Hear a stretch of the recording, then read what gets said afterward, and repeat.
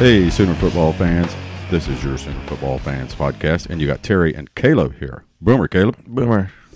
Rob is on the DL list. We won't say why. We'll just leave it at that. Bless his little heart. But today's podcast, we have a whole lot to talk about. Here in a little bit, we're going to close the show with JY, Jason Young from the Football Brainiacs. Going to get educated by him on the defensive line sets and what's going to be happening at the Sooners on the coming weeks. But first off, Caleb, we were recording last week when the word came that Mike Stoops, was dismissed as the defensive coordinator, and Ruffin McNeil has been put in the interim tag. What are your thoughts on that? As right now, I think it's just we'll see what he does this year. If he does good this year, then it's his job to earn, pretty much. I think if he does good, he'll keep the job. But after some performances by other Big 12 defenses, hopefully we can repeat that next week, because yesterday was a low-scoring day for Big 12. So hopefully we can keep that going for us next week. Yeah, all of a sudden last week the Big 12 decided they could play defense in a league that can't play defense. Yeah. Tech beat TCU 17-14. Which was shocking. First off, that Tech only scored 17 points. But were you surprised at TCU getting beat by Tech? Mostly because it was at TCU. That's probably the biggest thing that surprised me. But I mean, Tech's shown this year they can go on the road and win some big games. So I think Big 12 is pretty balanced. I think everyone's pretty equal. 'Cause, I mean, Baylor gave Texas a fight. I think everyone in Big 12 is all pretty much the same, which could be good and bad, but I think we're all about the same in this conference. Yeah, K-State just drubbed the Oklahoma Stank 31-12. Texas barely should have been beat by Baylor, but they squeaked by Baylor 23-17. Last play of the game came down to it. And then the big shocker, I think, was Iowa State, ISU just dismantling West Virginia. Mm-hmm. Did you see Holmgren's statements? No, I didn't see anything after the game. He said it was the worst offensive performance he's ever coached. I think, he only like 100 yards passing? Yeah. Or something like that? Yeah. It was pretty nasty. But in other news, though, that was pretty much the Big 12. Oklahoma doesn't play and jumps up 2 spots from number 11 to number 9. But let's talk about the big losses for the week. Georgia gets drubbed by LSU. Mm-hmm. And, I mean, that was a beatdown the whole game. 36-16, which drops Georgia from 2-8 and LSU from 13-5. Do you agree with those? I think LSU should be higher personally, but that's just me. I think LSU, they've had the most impressive season so far out of everyone, maybe outside Alabama. But, I mean, if it was me, I'll have them probably in my top 3. If not, I mean, I have no reason why to say not, but they've lost a game. But I still think they're the most impressive team so far this year. Probably. Yeah, and I'm trying to remember who did. They lost at Florida last week, who's a ranked team, right? And so it was a close game. So I mean, that's not a bad loss to have if you have one. Yeah, and then of course Iowa State beat West Virginia. West Virginia was number 6 and dropped to 13. That's about right. Yeah. I mean, what we were last week, pretty much. Oregon beats Washington in overtime, 30-27. Oregon went from 17-12. Washington from 7-15. Washington's out. Pretty much, I think, takes the Pac-12 out of if Oregon contention. runs the table, they might be able to, because Oregon should beat Stanford. I think they're the only hope left they have. Yeah. And then Michigan State drops Penn State 21-7, which drops Penn State from 8-18. Michigan State was not ranked, and now they're at 24. Other games to note: Notre Dame beat Pitt 19-14, and a game that, again, like the Texas game, they should have probably lost. Mm-hmm.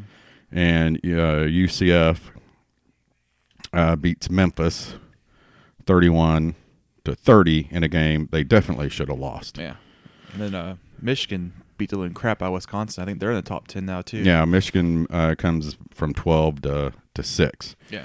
So the new top 10 was Bama, Ohio State, Clemson, Notre Dame, LSU, Michigan up for number 12, Texas at 7 up from 9, Georgia 8 down, dropped from 2nd to 8th. Oklahoma jumped UCF, went from 11 to 9, and UCF stayed at 10. And I don't know what happened last week, but there was all this talk all of a sudden about Josh Heupel in Oklahoma and what happened, and he hasn't talked to Bob Stoops, since he lost his job. So the best thing ever happened to him. Yeah, the best thing that ever happened to him, which probably true. Yeah, and it's probably the best thing that happened to Oklahoma in a while.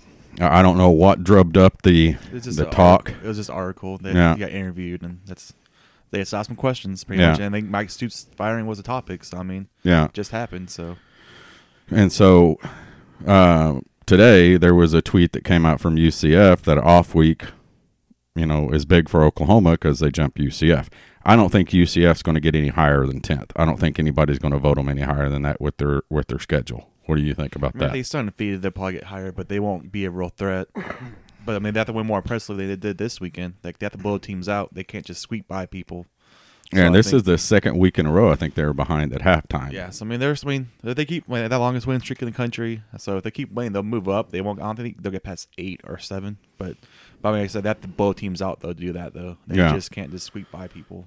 So, what do you think about Oklahoma moving up? Do you think that was pretty much is a huge weekend for OU? Gave our chances again because last week we looked pretty all doom and gloom. Yeah, and now you actually can see all right, we can still probably do this. Pretty much that's like I said last week. I think there's only one team in the country I think that's really on another level. Everyone else I think is pretty much the same, and it's just Alabama. It's Alabama and everyone else right now. And right. We can be one of those 4 teams to get in there. It's just. I think Bama. It's just Bama and everyone else right now. Well, the problem is going to be for Oklahoma to get in there is Notre Dame. Notre Dame. That's they've already said that Notre Dame. Basically, they were talking about it on game day. If Notre Dame gets in, that takes 2 conferences out. Pac-12. The Pac-12 and the Big 12 is what they're saying it takes out because you're going to have, unless something drastically happens, you're going to have SEC, Bama, Ohio State, and Clemson in there. Well, what could happen is the Big Ten's so stacked that one division that they can eat each other apart. Like Michigan could beat Ohio State. Ohio State could lose to Michigan State. Those teams could all eat each other apart right there. That gives us a chance there. But the Notre Dame thing, it hurts us a lot because I don't think Clemson's going to lose the game, and Bama might lose to LSU because they go to LSU. But that could hurt us too if they have 2 one-loss teams. They're going to put last year. Yeah. So it's just I think the Ohio State's not for sure thing because that conference they're in is they still got Michigan in that conference. They still got to play Michigan State. They got a lot of people still left to play there. So not fully sold on that yet. Yeah, but so we know that the Pac-12 is probably going to be left out of it, especially if Notre Dame sticks around. Notre Dame really, this was their last big well, they got USC, right? Yeah, USC. I think it's at home. What armed forces teams do they play? I think they play Army and Navy. So hopefully Army can pull something up. Yeah, Navy's not going to. So, which again, we could talk about this all day long. The Big 12. The Notre Dame not being in a conference, and just because they win X amount of games guarantees them a spot. Even though I don't think it does anymore, but that's why what I'm hoping for is that Army Notre Dame gets left out. Say they lose a game and they get left out because they win conference championship. That will force Notre Dame's hands to do something. Then it means that they force them to join conference. Right. Because if that happens, they have no choice. Then if that's the reasoning behind it. Yeah. So have you been doing any looking at the defensive coordinator spots, Caleb? Who you think might? I saw a lot of people talk about the Iowa State defense coordinator yesterday after the West Virginia game. I haven't really looked that much, but I saw that name pop up a lot yesterday on Twitter. Pretty much, the Iowa State. Well, that was because we can just take them from there. It's because they drubbed West Virginia. The names that have been put out there, and I don't know anything about any of them. has been Jerry Montgomery. He used to be the defensive line coach at Oklahoma, and he's now the Green Bay coach, defensive line. Morgan Scaley at Utah. He's only coached at Utah, though.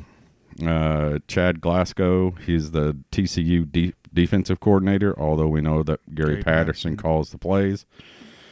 He almost left for SMU this past year. And then Pete Golding, who is Bama's co-defensive coordinator. He's young, 34 years old, and might leave for his own job. But I think what Sooner fans need to realize is right now the job is Ruffin McNeil's. And James Hill, who was on last week, basically said that with his talks with Ruffin and with Lincoln Riley, is they're not looking for anybody right now.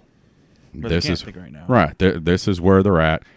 They promoted, made an interim, moved Diaco to outside linebackers, and said, fix the defense. So, I mean, he has a chance to earn it. Yeah. So, I mean, he has half a year to earn it. Yeah.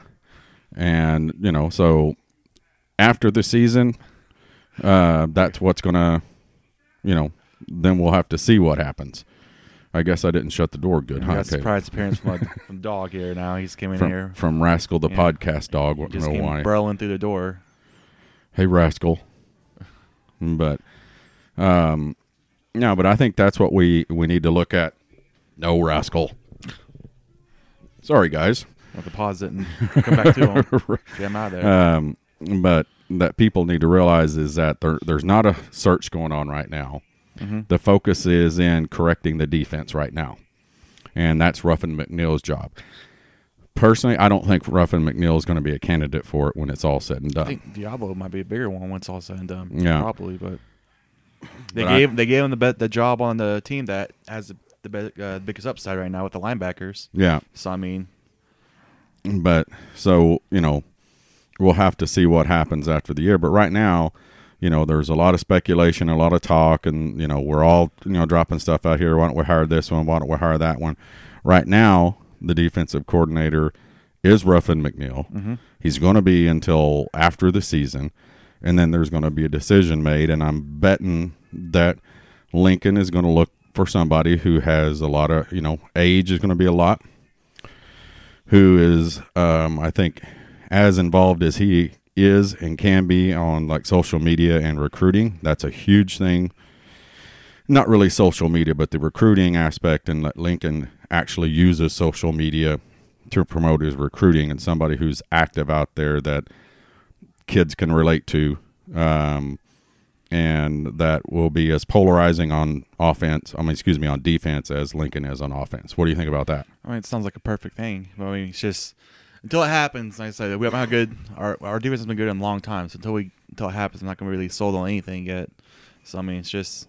I think going younger though. I mean, Ruffin has his chance. He can do what he can right now, but I still don't trust him yet. Yeah. So I mean, if he does a good rest of the year, then sure, let him try it out. But until that happens, I'm not going to. I hope. Well, I don't think Ruffin's even a candidate for it. I think his job is.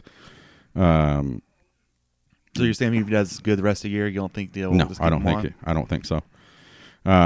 He would have to do a phenomenal job, and I don't think anybody's going to do a phenomenal job, especially this year. I think Lincoln had a spot for him on this on this team as a or assistant head coach and a position coach. I don't think he wants him as the defensive coordinator, but he has him at this point in time during the interim point in time. I just think Lincoln, there's somebody out there that Lincoln has in mind, and and we may know of him, we may not know of him, but it would shock me if Ruffin gets it any further than this. But the most important thing is that he's it right now, and that's the focus. The focus is getting this defense better right now. Yeah, and that's his job. Whether that means getting 2 more stops or a single stop in a game, that's that's an improvement. Force a fumble. We haven't forced a fumble in a year. So, what do you think is going to happen this week at TCU, Caleb? I don't know now. I mean, TCU's going to be super desperate, and so are we. We'll both come off with big losses, embarrassing losses. I mean, TCU's offense is in shambles. So, I mean, we're the right team right now, I guess, to play against to fix their problems right now for what our defense has been playing. Yeah. It's just, I think OU's going to win because I don't think they can really stop us. It's just, it's like the broken machine, their offense going against our broken defense. Yeah. One of them is going to come out on top, but I think we'll outscore them either way. It's just hopefully our defense can keep them in shambles, not the opposite way around, and keep our defense in shambles. Yeah. Because if they come out and score a lot against our defense this weekend, then I'm not going to be it's going to be a problem. Yeah. Yeah. So they haven't been able to do that last year, and that was when our defense wasn't much better. We thought our defense was a lot better this year, but apparently it's not. So, all we can do is hope that we shore up the defense a little bit, and the offense is going to keep generating points after points after points. So, ought to be an interesting showdown.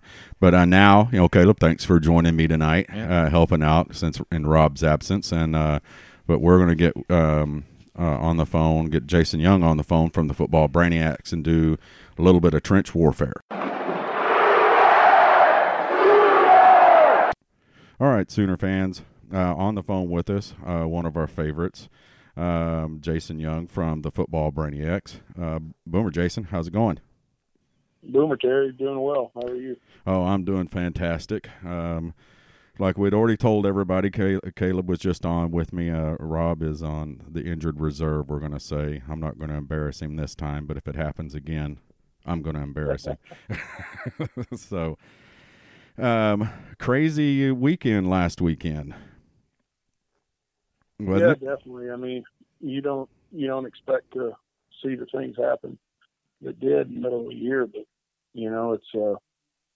it's definitely not been a boring off week for sure. No, gave Sooner fans, some of them a lot to cheer about, and on the other ones, like myself, added another ulcer to my stomach during football season, because I don't think anybody likes a mid-season termination, and that that just puts us on the edge of what was already an on the edge season, in my opinion. What do you think about that? Yeah, I mean, you got you hate to see anybody get let go. I mean, first of all, from a human being standpoint, that's kind of the worst feeling you can have in the world.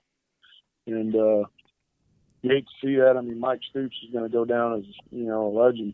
Yeah. Just from, you look back at that Orange Bowl in 2000, what him and Venables did against that Florida State juggernaut. It's, he's going to be one of the guys that resurrected Oklahoma football. And, I mean, he deserves a lot of accolades and things like that. But, looking at the things that have gone on the last couple of years, something needed to change. And unfortunately, the axe fell. Yeah. Well, I know you heard some of the stuff that he said in some of the interviews. What do you think went wrong? I mean, it literally sounded like when he was on the call with Dusty Dvorak, I mean, you could hear it kind of choke him up that for some reason he wasn't getting through to this group of kids the last couple of years. What do you think? Was it just a coaching style breakdown, or because, like you said, he was part of the rebuilding of Oklahoma, and he didn't become a bad defensive coordinator overnight. What do you think happened? Well, I think a lot of people just lost confidence. Yeah. You don't know without being in the meeting rooms and the film sessions on the practice field. You just never truly know what goes on behind closed doors. But, you can read body language, and it's tough in leadership when you lose confidence. Right. When people don't believe in what you're doing, whether or not that was the case.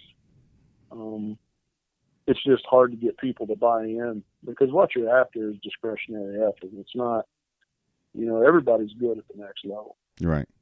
And so that little bit of extra, that whether it be extra effort during the play or after practice or getting in an extra film session or whatever it is. You know, when people believe, when people are buying into what you're trying to do, then, you know, great things happen. It's just tough because this isn't a school that is forgiving to subpar results. Nope. It's not a fan base that's forgiving. So people are going to, you know, everybody's an expert when it comes to OU football. And, you know, and the voices get loud. And it's not realistic for us as fans to think that the players, especially now in the day of social media like it is with Twitter and Facebook and all those things, where these guys don't hear what's being said about them and their coach. Right. And they can say they don't listen to it or they stay off of it, but they don't. And then you got some fans out there that decide they want to, you know, respond to the players, and, you know, which is irritating to a fan like myself, is, Sure. you know, leave the players alone. Let them put a post out that says, you know, whatever, but don't tweet them back and say, you know, this is the best thing for you. That doesn't you as a fan doesn't have anything to do with it. Yeah, you know, as a player, you live and die by every practice, and there's Right. at least I did. Some days you feel like you had the greatest practice ever, and then you go in the next day and you watch film and you're getting lit up because you made all these mistakes. Yeah. And other days you go in and you feel like you had an awful day, and then you watch the tape and you did great. But, you know, these guys are kids, and the thing that you have to do from a mental standpoint, and the game has changed so much. You know, we didn't hear about stuff like that when I played, and I went to a small college. You didn't have to deal with that. But Right. these guys hear about it constantly. And, you know, you're coming off the biggest game of the year. You're coming off that Rose Bowl where you're the only game on that day, except for the other semifinal. And kids are going to hear about it. You know, and the best advice I could give to a player now would be, if you don't want to get singled out or called out by fans, then you can't put yourself out there. Right. You know, you can't put yourself out there, because it's very rare that people go after the players without the players talking about stuff to begin with. Right. You know? Without the player initiating a conversation or a statement. Right. But, you know, you can keep going down that road if you want to as a player. But, you know, a wise man once told me that you wrestle with the pig, you both get dirty, but the pig likes it. You know? Yeah. That's a good one.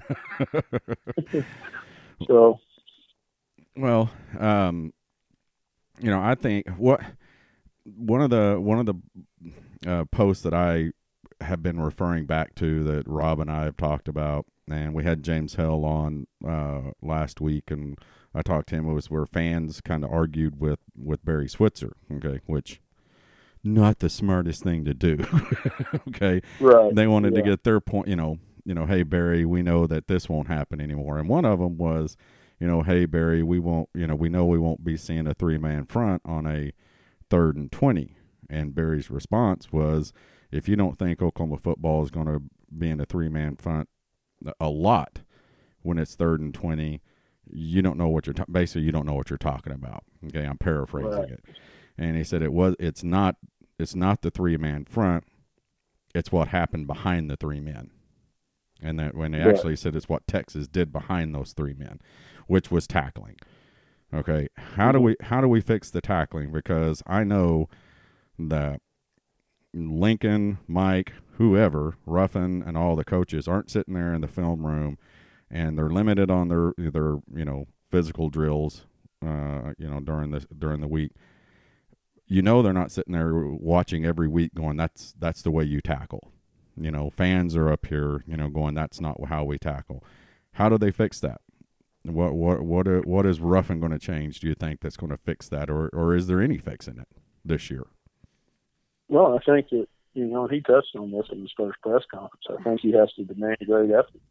Right. Because tackling is, you know, putting your face in the middle of somebody's chest. Right. It's effort.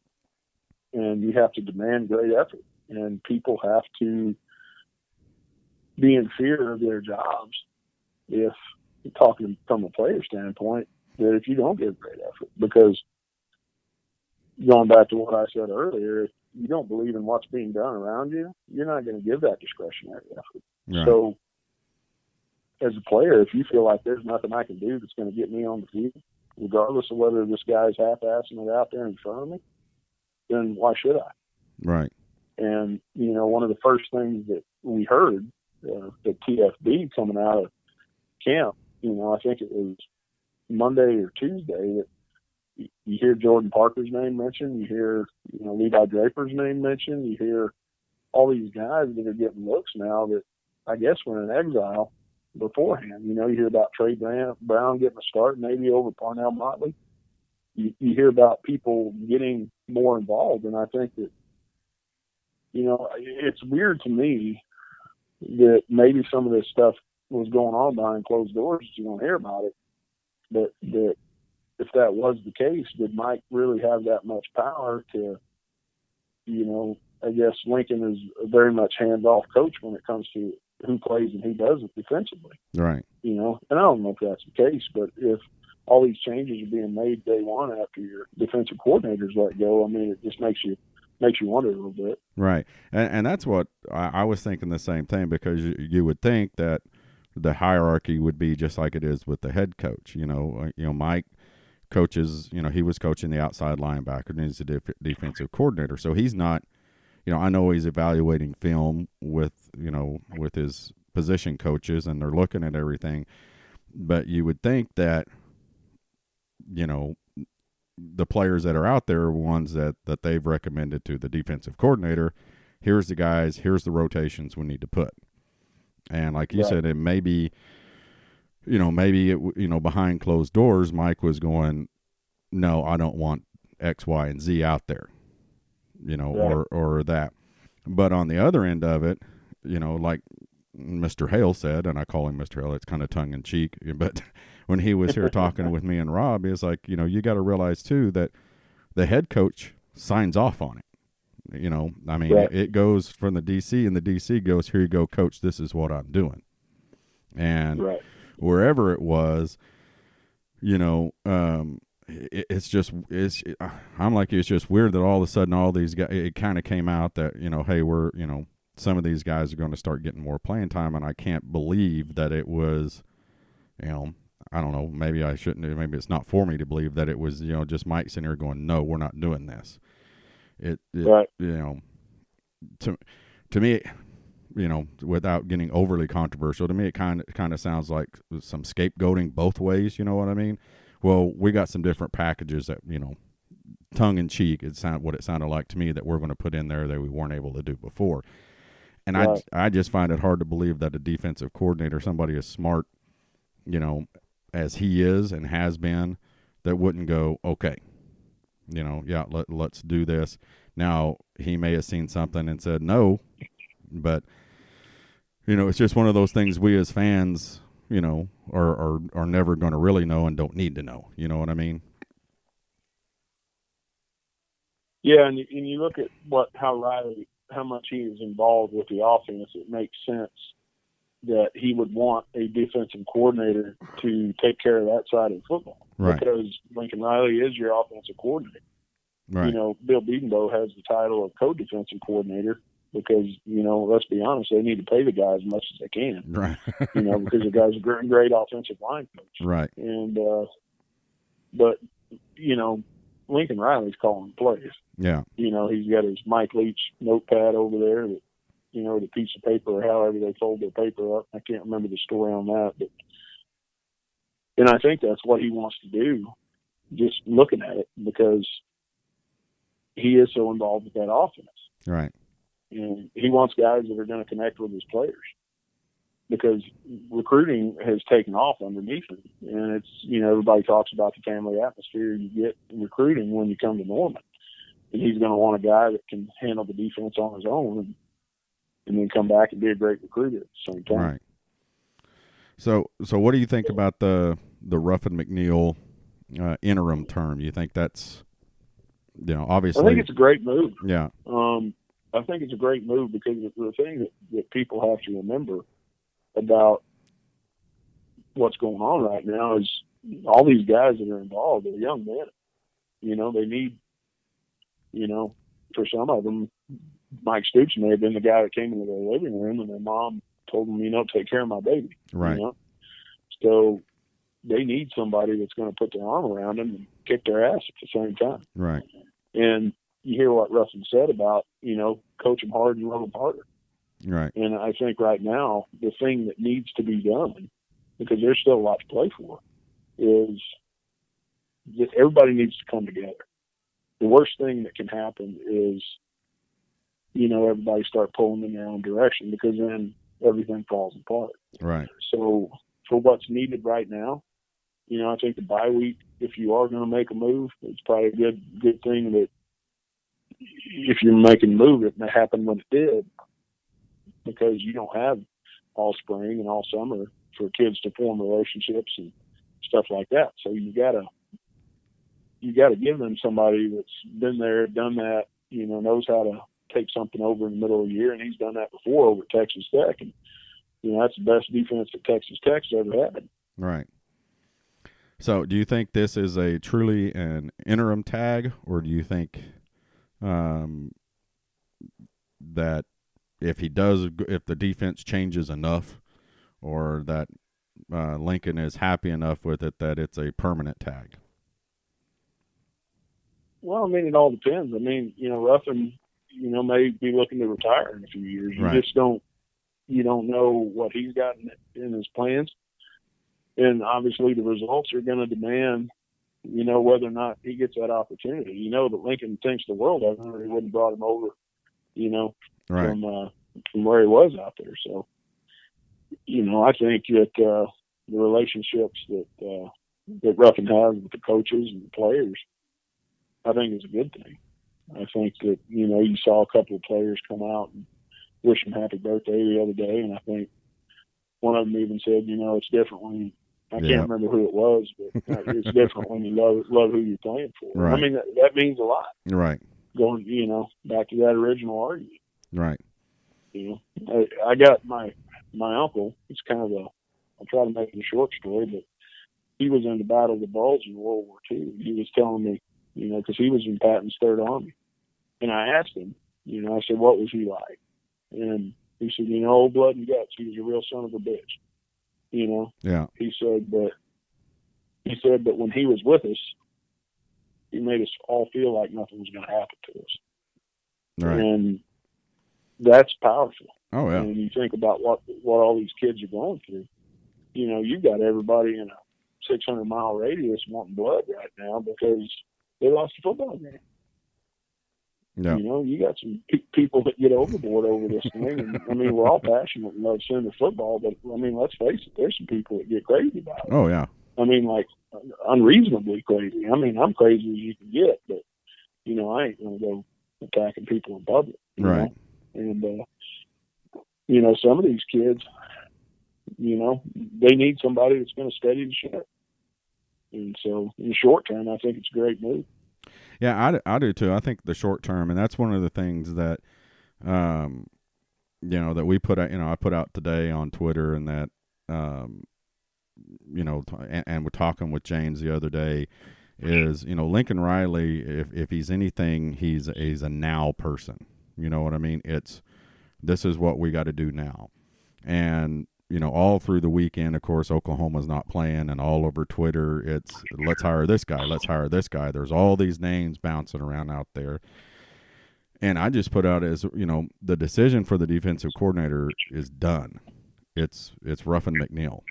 He's the defensive coordinator now, and he's going to be until Lincoln says otherwise. And if that's at the end of the season, you know, that's when it is. But what they're trying to do right now is correct the defense now. You know, and we know it's not going to. Everybody, I think, you know, they're not everybody. There's some people out there that think just because Mike's not there anymore, all of a sudden we're going to be a juggernaut defense, which isn't going to happen. I think we can get a lot better pretty quickly, but they're focusing on correcting enough things to win the remainder of games and get into that playoff again. And that's the goal right now, you know, period. I don't care who else is out there. I don't want to see, there was talk, the guy from Iowa State, we need to throw all the money that we can at him to pull him over here. Well, that's not going to happen. It's not going to happen today. It might happen at the end of the year. I don't know. But it's Lincoln's decision. And if I've learned anything from Lincoln is he's got a plan, or from watching him operate, he's got a plan, and he'll put that plan into place when he wants to. But he's not going to, and that's not going to happen until this season is over, period. Sure.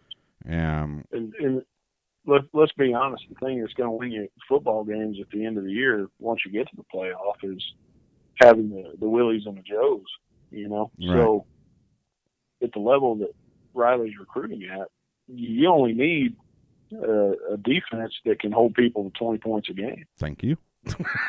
Because if you look at it, I mean, they ran Georgia out of the stadium at halftime. Yeah. You take away that squib kick, and it's 31-10, 31 to. It's probably 31-3 at halftime if you got a defense that's decent, because Kenneth Murray busted a couple times in that game, and I mean the guy's a true freshman. He's going to screw up. But right. If you have a decent defense this year and last year, you're hanging skins on the wall. Oh, yeah. And everybody sees that. Right. Lincoln's all class, and he's never going to say that to the media. But he's got an opportunity that not many people have right now, because he's got a pipeline of elite quarterbacks. I mean, when was the last time you see somebody like Baker Mayfield graduate, and then you got somebody like Kyler come in and do what he does? Right. Yeah. And then you turn around and you got a guy like Tanner Mordecai waiting in the wings, and a guy named Spencer Rattler that's waiting in the on campus in January. Right. It's coming in the spring. And you never know. You never know if Kyler's going to come back. You never know. He could. It's not impossible. Oklahoma right now, in their skilled positions, the rooms are full and they're bulging. Quarterback, running back, and wide receiver. I mean, it's just crazy the amount of talent that is going to be in this university. So, but and the kids want to. Go ahead. No, and the kids want to keep playing for him. So if he can get that equivalent of him on defense, and that's why you hear names like Pete Golding, who's a co-defensive coordinator down in Alabama. Right. You hear about Coach Lake up at Washington. Guy I like is Brian Brown that's over at App State. That guy's done some things, but I think you got to have a guy that's passionate, knows what he's doing, loves to recruit, and is going to get results, because there are, Oklahoma's not had great defense in the last several years. Right. It just happens. And I like what I like what you said, we need to hold people to 20 points. I mean, I've been saying that for since the Army game. Okay. Actually, I think it was the week before. And, we don't have to have a great defense. We have to have a good defense. We need a defense that can get 5 stops. Okay. 2 in the first half, 3 in the second half. Okay. Hold them below 28 points, and Oklahoma wins every game. That's not asking much of a defense. And a lot of people are like, well, that's not an elite defense. It is when you have an elite offense. You don't have to have, a top 10, top 25 defense when you've got the number one offense. And let's face it, at the end of the year, Oklahoma will probably lead every single category again in offense. You don't have to have that top 25 defense. You need to have a top 50 defense. Just stop the team when you have to. Keep them below, because our offense is going to score. Our offense is going to score more than 28 points. It has since Lincoln's been there, and when we don't hold them below that, or we don't get any stops, then the right amount of stops, then you're putting Texas. I mean, and I always threw it back on our defensive problems were exaggerated because our offense is too damn good, and because Blink and Riley. That's an excuse. I don't buy into that. Well, no, I'm not saying that it looks so bad. It's because we were scoring every 9 plays. You know what I mean? It was like, okay, we got to drop them back out there, and then our defense would stay out there for another, 9, 15 plays. Then our offense would come out and score in another 4 plays. And then our defense is back out there. You know what I mean? It's not that our offense was so good it made our defense look bad. It's just our offense kept throwing our defense out there. You know what I mean? And right. it just exaggerated the fact that we were out there all the time. That our offense is only out there 5 plays, and then our defense goes out there and can't get off the field. So it just you had to sit there and watch in agony. Again, just like what we did last year as a defense that can't get off the field, and the fact that Texas had 4 75-yard drives for scores, and we haven't stopped anybody in the red zone. Mm-hmm. Ugh. Well, I mean, there's 2 things, because I'm in the camp that thinks that Oklahoma can be a juggernaut defensively the rest of the year. Right. I know how you feel about it, but I think if they do 2 things, then this defense is going to be night and day better from what it was. Number 1 is they have to get the D-backs up to where they're playing tight on guys. On several 4th downs and several 3rd downs, for that matter, they're giving the guys, I call it on the side, a 98-yard cushion. Right. You can't do that. The other thing is they need to turn these guys loose up front and let them go get them. Right. And I'm excited about the 4-man front from that standpoint. Right. One of the things I hope to do this week in some of my trench warfare videos that I'm doing is talk about the difference between the 1 gap and the 2 gap, because I believe that with the people they have on campus now, they have enough talent to really heat people up if they just turn loose. Right. And I think that's the biggest benefit we're going to see for all these guys is there's going to be some guys that probably were in the wrong scheme. A guy like Tyrese Lott and Marquise Overton immediately come to mind, because those guys are not 3-4 defensive linemen. They are 3 techniques, get upfield all day long. Right. And if you put Jalen Redmond on one side and you put Kenneth Mann or Monty Perkins on the other, who's going to be able to block those guys one-on-one in this league? There's not many that can do it. You're going to actually give your defensive lineman an opportunity out of the 4 matchups you have across the front to have 3 one-on-ones, and I'm pretty sure that we can win a couple of those. Right. So, but and we should, and I agree with you that I think we're gonna see some improvement. I just don't know what bothers me is that the tackling on the backside. That's where everything gets exaggerated. Watching the game, I didn't the Texas game, I didn't realize how many times that happened. You're seeing it live and you're throwing a fit and everything else, but when you have to watch it the rest of the day, like Caleb said, the bad thing about having an early game and Oklahoma losing is all day long you have to hear about it, because every break has Texas beat Oklahoma, and they showed 4 or 5 plays that I can't think of the wide receiver's name. They called him Little something. I can't think, from Texas. Little Jordan Humphrey. Yeah, just had guys bouncing off of him left and right and just walking through tackles, and I'm like, that's what bothers me is that's been an issue at Oklahoma now for 5 years, and I'm with you. I think our front has been our strongest asset, and I saw stuff this year where it seemed like they were more, a little more aggressive in their play calling with the front guys,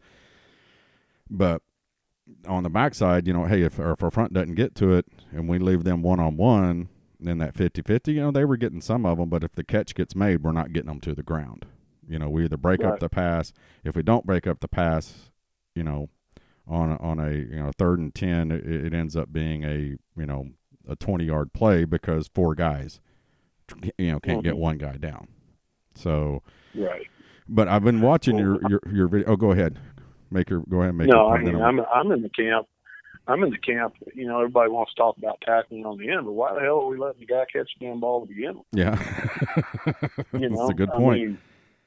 I mean, come on, let's face it. I never played D-back in my life, but playing in the backyard and things like that, the object is don't let them catch the ball to begin with. Right. So, and if you get up tight on these guys and you make these timing offenses get off schedule and you give your pass rush time to get home, just give them time to get home, you're going to get sacks, you're going to create turnovers, right. and you're not going to let guys just nickel and dime you all the way down the field, because those D-backs get frustrated when they are getting passes completed on. Those guys don't want anybody to complete a pass on them. Right.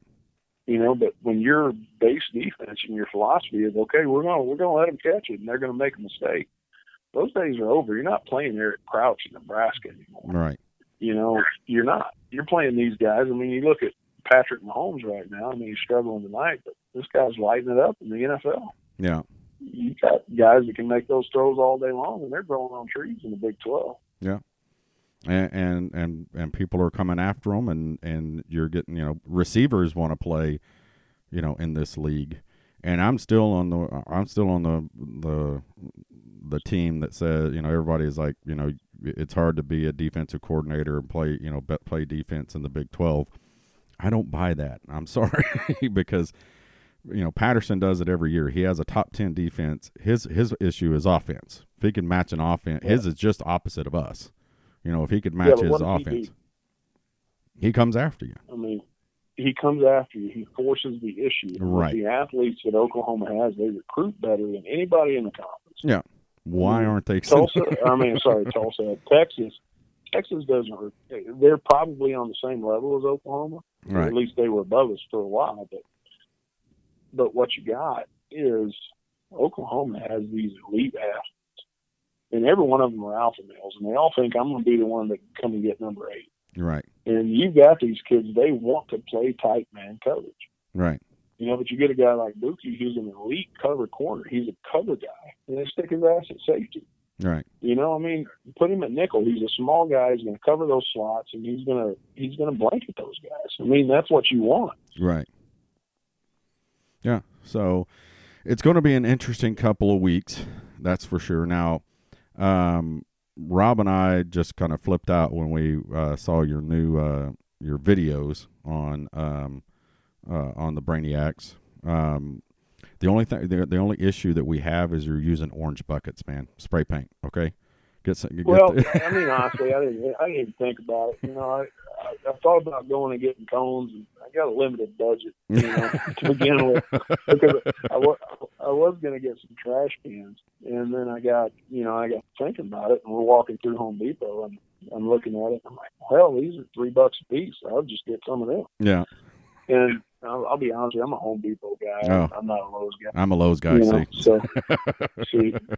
So I had to go to Lowe's and get a blue bucket to kind of show the center there. But it's that's my bad on that. I wasn't thinking. So what gave you the idea? So for those of you who haven't seen it, and if you haven't, I don't know what's wrong with you, but Jason's put out videos now on his trench warfare that is basically he's in the middle of the players. With he puts buckets out there and is showing. So tell everybody what you're doing with that.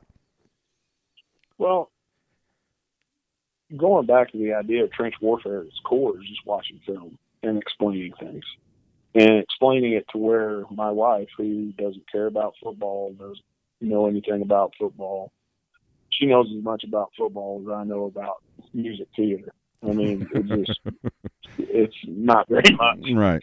And so when I do trench warfare, I try to do it with people like her in mind, right, that want to learn more about the game, but I have to break it down to where people understand it and not use really big technical terms with it, because it's easy to get wordy and, use all these razzle-dazzle words and all that kind of thing. So I've just been thinking about it, and one of the ways that we learned in college was that we would set up cones. Right. And we would go over plays over and over and over mentally before we ever ran them. And we could run the ball on anybody.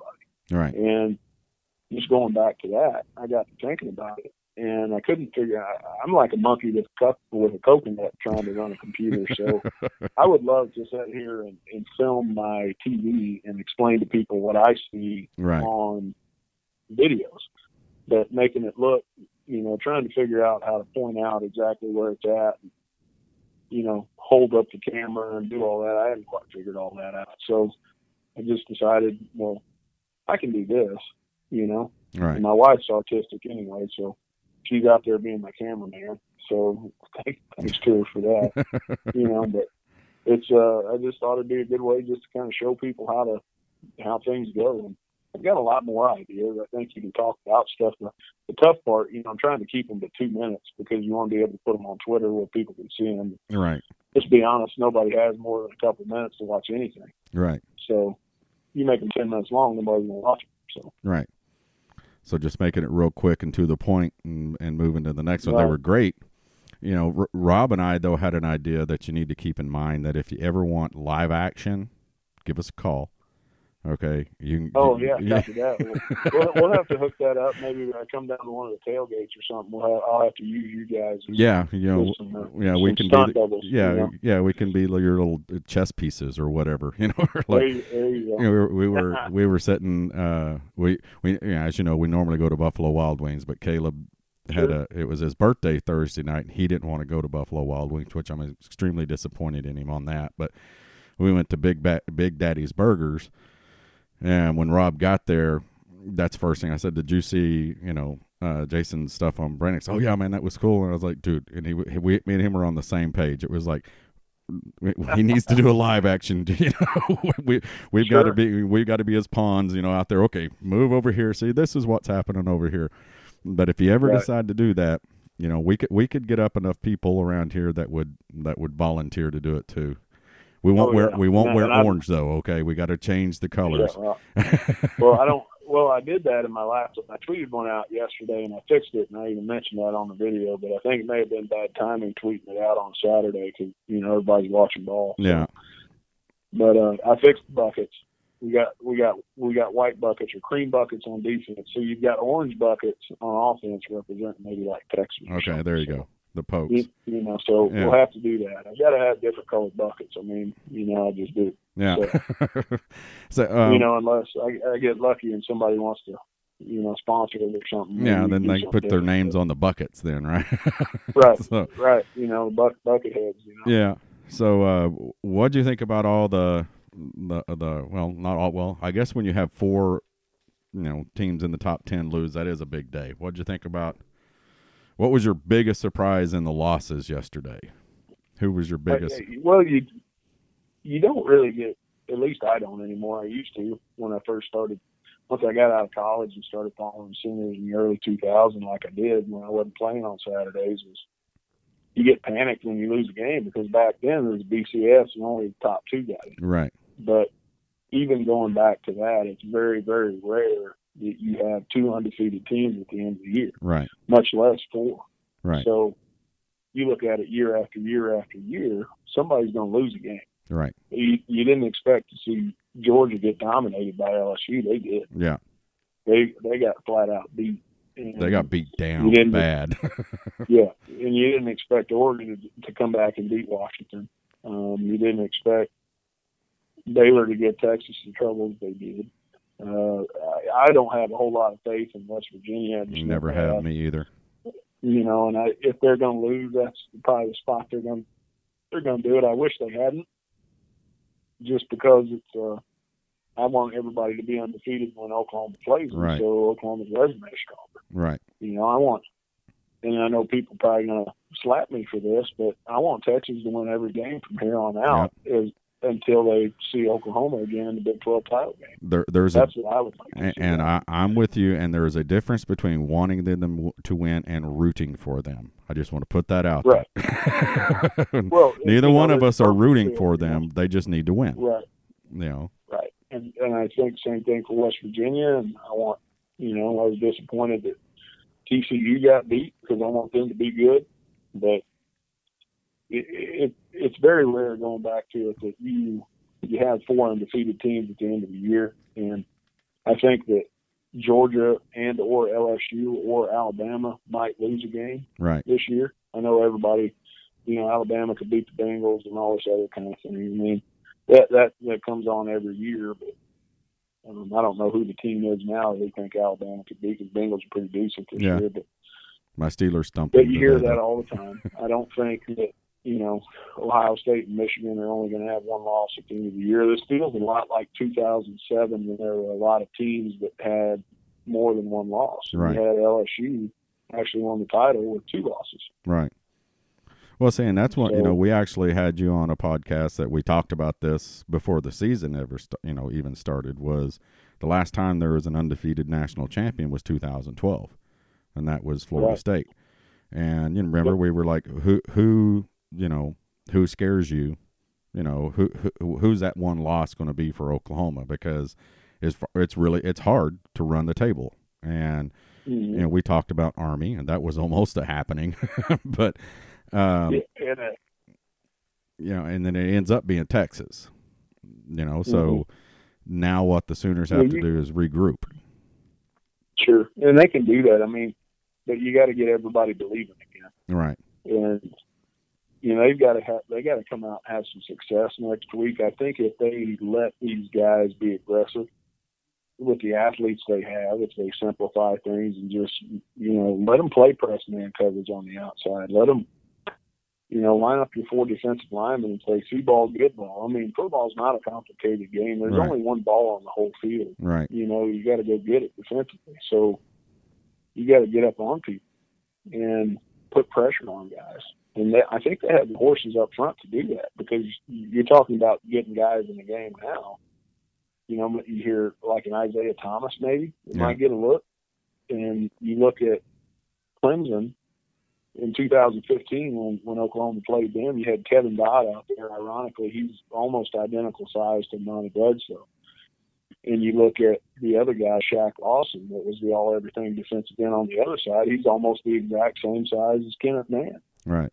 And Kenneth Mann and Redmond and Ronnie Perkins, they're all the same size. They're big guys. But then you look at the roster, and Kajakri Daly is about the same size as all of them. So I don't think they're undersized to go to a 4-3 if that's, or a 4-man front, because you probably won't see a traditional 4-3. It'll be more like a 4-2 with a nickel or something like that, just because of the spread. But I think they've got the manpower to do this. Yeah, and they've got them in the middle too. Yeah. So. Well, I think it's important that we know, as fans know, is that, basically that Sunday night, after, Mike was let go, I truly believe that they wiped the board clean. You know what I mean? They went, here's the defensive board, guys. Step up, and I think, and I think that's the right way to do it. Like you said, they now know, I think they're going to, that's why they started talking about all these different guys that may be getting playing time, was because I think that's how they explained it to them, was what's happened before now is over with. It's a new season on the defensive side of the ball. If you want to step up, it's time to step up. You know what I mean? Right. And let's get it rolling. I think a guy like Coach Riley's going to be able to explain that to them in a way where they understand, hey, we've got an opportunity. We've got the people in this room that can go get some postseason hardware. And we're going to go with the people who are going to help us do that, guys. It's not, we don't like you, or it's not personal. It's not anything like that. But, if you make plays, you're going to play. Right. And, and speaking of that, I hope Kennedy Brooks gets more touches, because, man, that guy's smooth. Yeah. Yeah. It's crazy when, the one thing we talked about last week, right before, we were literally last Sunday in the middle of recording our podcast, and when James broke the news, it came across Rob's phone. And, but I just was reading the stats in the fourth quarter of the Texas game. And we dominated both sides of the ball that quarter. You know what I mean? It was a complete, if you would look at that and go, oh, well, if that was one quarter, that game was a blowout. that's the type of stuff that, like I said, our offense is so explosive. And it was 21 points in less than 5 minutes. That's crazy. Sure. I mean, and then, it was finally, and I've heard people say, well, it's because, Texas, pulled, took the foot off the gas pedal. Well, that was Texas's fault. I mean, if you're going to, you don't take your foot off the pedal when you got a team that can score 21 points in 5 minutes. You keep your, you keep your foot on their throat and blow them out, because I was becoming physically ill. Okay, at 21 points behind, I was like, this is horrible. And but I think the fans are set for a great a great run that could end up being epic. I think the only wrench in it is if we run the table is Notre Dame. So. Well, I don't think they're going to win every game. I just don't. I don't have a whole lot of faith in them. They almost lost against Pittsburgh. Yeah, they should have lost against Pittsburgh. I mean, I watched that game. And I'm not on the Notre Dame train just because they don't play anybody. Right. They don't have the conference, but I don't know if they play Miami this year, but they've got. I think they play. I think the only team they got left that's a name is USC. I think they play Army, Navy. Do they play Stanford every year? I don't remember if they play Stanford every year. Yeah, they do. I think they already beat them, though. Oh, yeah, sure. They did. I think they did. Yeah, I think you're right. So, Stanford's down this year too. So. Yeah. But I mean, God help us if Notre Dame goes undefeated and they don't get in the playoffs. It would be, I don't know what would happen, but. I mean, and Herb Street was saying, the big problem with Notre Dame is that they run the table. They take two power conferences out of the playoffs, and that's not right. They need to step up and step into a conference and play just like everybody else. But you can't. Well, the good news is that Oklahoma lost on a neutral field to a team that's their arch rival. They only lost on the last second field goal. They didn't get run out of the stadium, even though they got dominated most of that game. At the end of the day, they came back and almost won that game. Right. So you got that going for you. And how you're playing at the end of the year means a lot, because let's say, Ohio State and Michigan, let's say Michigan loses again and Ohio State loses one and stuff like that. It's going to be tough to keep Oklahoma out of it if they've got equal resumes at the end of the year and they've only got one loss versus a one-loss Big Ten, or right. You get that whole argument that that everybody was afraid this year that the SEC was going to get two teams in with Georgia, but Georgia lost now. Right. And there's no guarantee that Alabama's going to beat LSU this year. No. Well, and there's no guarantee if LSU gets Georgia again in the SEC title game that that they win that one again. Right. So, and then you've got, if Oklahoma can run the table and which would be epic, an Oklahoma Texas, Big 12 championship game. Holy cow! you know. And if Texas runs the table from here on out, and Oklahoma runs the table, and you got both of them again, you could have 5 and 6, right? Number 5 and 6 in the Big 12 championship game. And how do you keep one or the other out? Right. Right. If Texas wins that game, if it happens, then how do you keep them out of it? Right. So there's not many teams that sport that type of, and that is one of the benefits of the Big 12. If you've got two powerhouse teams, you could watch that game twice in the same year. Right. I mean, how cool is that? Versus, Clemson that's going to play North Carolina, or somebody like that, Yeah, but so. Well, hey man, we appreciate you, or I appreciate you, joining me, and sorry Rob wasn't here, but sure. Your stuff is, again, we always say, if you want to get smart, start, go to the Brainiacs and watch the trench warfare, because like I said, it is, it's basic, but it's one of the coolest things out there. So I just appreciate it. keep doing your stuff, and hopefully we'll talk to you again. Maybe after the Big 12 championship game, and be talking about the playoffs again. Yeah, hope so. All right, man. Well, hey, we appreciate it, and we'll talk at you again. All right. All right, man. Have a good night. All right, you too. All right, everybody. Thanks for listening. Once again, that was Jason Young, also known as JY, on the Football Brainiacs. Go check his stuff out on the Brainiacs. Trench Warfare. It's great stuff. He diagrams plays, and now, like we were talking about, he's using buckets to represent the players. He's out in the middle of the buckets, moving around and explaining what's going on. Great stuff. Go check him out.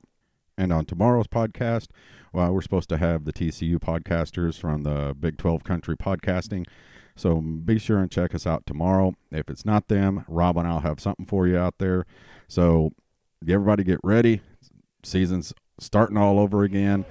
We got TCU coming up this weekend. Boom Sooner, everybody. Thanks for listening to the Sooner Football Fans Podcast.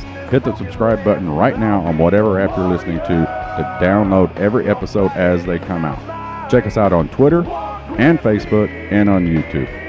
Boomer Sooner.